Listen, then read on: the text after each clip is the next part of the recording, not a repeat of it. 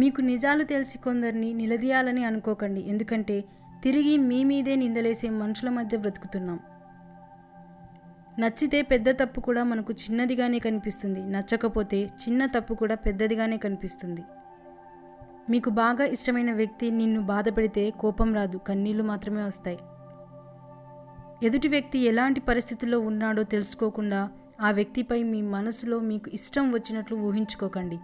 బంధాలు బలహీనపడతాయి. ఎలా ఉన్నారు అని పలకరించే వారికంటే నువ్వు బాగుండాలని కోరుకునేవారు ఉండడం గొప్ప విషయం. గడిచిపోయిన కాలం గురించి ఆలోచించకండి. ప్రస్తుతం ఏంటి అనేది ఆలోచించండి. నీ మీద నీకు ఉండే నమ్మకం శత్రువును భయపడుతుంది.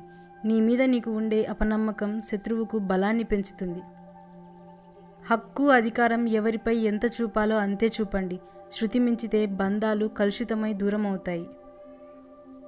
మీరు ఒక పనిని ఆపే ముందు అసలు ఎందుకు మొదలు పెట్టారో గుర్తు తెచ్చుకోండి. ఒక మగాడితో ఆడది ఆనందంగా జీవించాలి అంటే అతనిని ప్రేమించడం కంటే అర్థం చేసుకోవడం ముఖ్యం.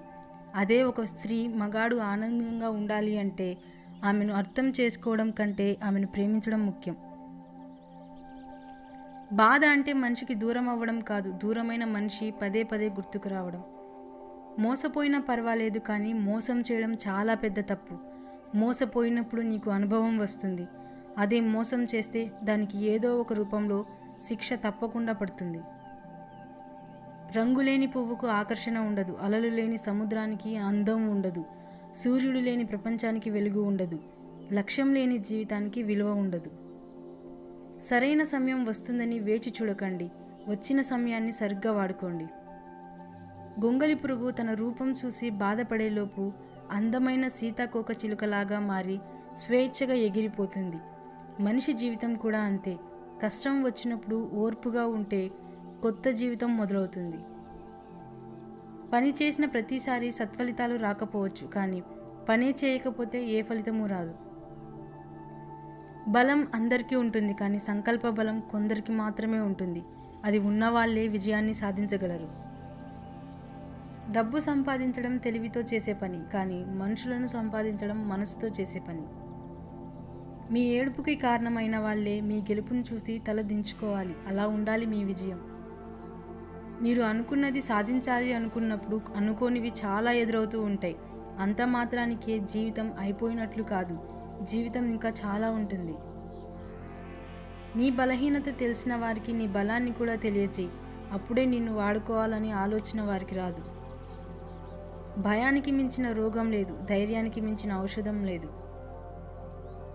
మీరు పోగొట్టుకున్న ప్రతి రూపాయి 100 రూపాయలు సంపాదించుకునేందుకు ఉపయోగపడాలి, కానీ 100 పోగొట్టుకునేంత వ్యసనంగా మారకూడదు.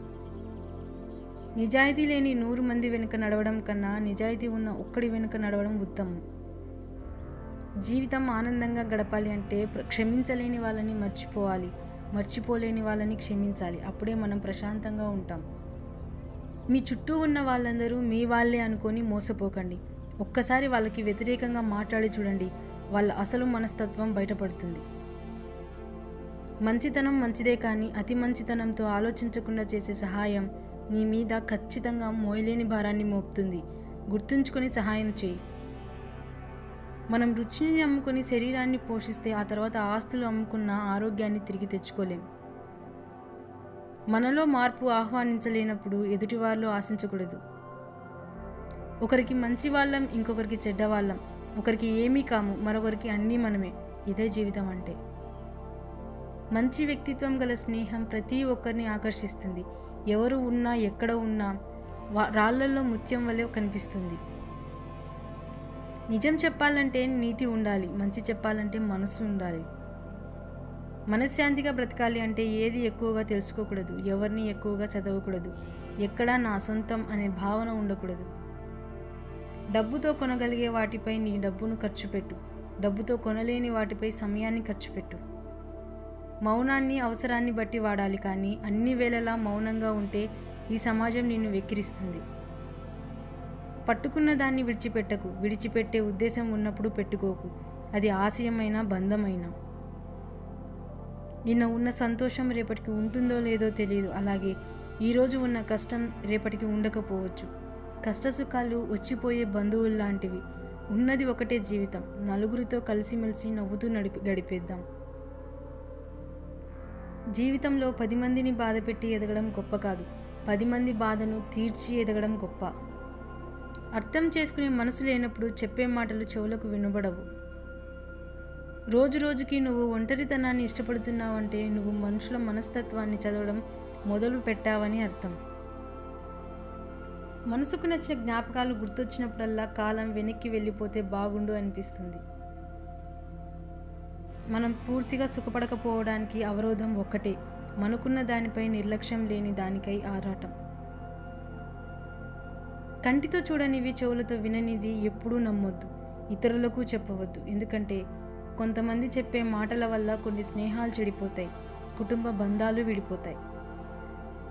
ఓటమి అంటే అంతం కాదు, గెలుపు అంటే ప్రారంభం కాదు.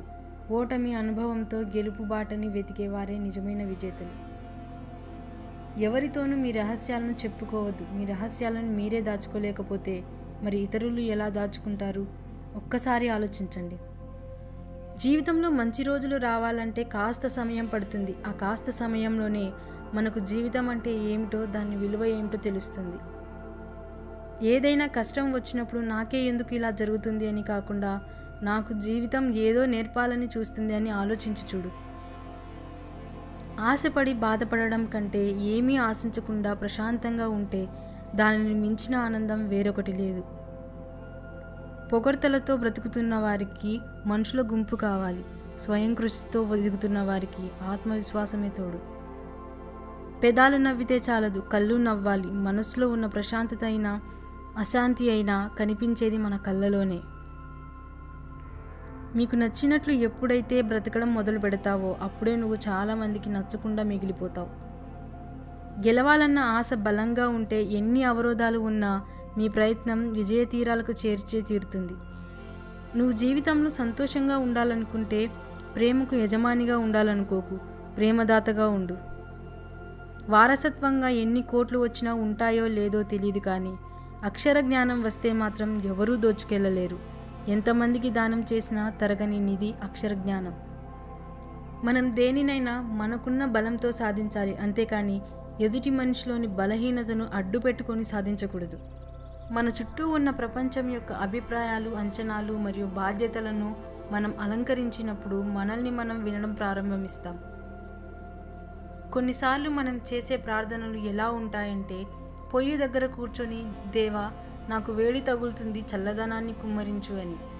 అప్పుడు దేవుడు అంటాడు, ముందు పొయ్యి దగ్గర నుంచి దూరంగా జరుగు, చల్లదనం దానంతటా అదే వస్తుంది అని. ఎంతటి పాపంలో నుంచి అయినా దేవుడు నిన్ను బయటకు తీసుకురాగలడు, కానీ ఆ పాపం మీద లోపల ఇష్టం ఉంటే మాత్రం ఆయన ఏం చేయలేడు. ఎంత తెలియగలవారైనా, ఎంత బలవంతురాలైనా కాలం పెట్టే పరీక్షల ముందు తల వంచాల్సిందే. కోరుకున్న దానికోసం వెంటపడడం, కోరి వచ్చిన దాన్ని కాళ్ళదన్నుకోవడం అనాదిగా మనిషికి ఉన్న బలహీనత. అందుకే ఎంత వెతికినా ఈ మనిషికి తృప్తి దొరకదు. ఈ భూమి నాది అన్నప్పుడల్లా భూదేవత నవ్వుకుంటుంది అంట. నీకంటే ముందు కోట్లాది మంది ఇలాగే అన్నారు, చివరకు ఎవరూ తమ దగ్గర ఉంచుకోలేకపోయారు, మరి నువ్వెంత అని.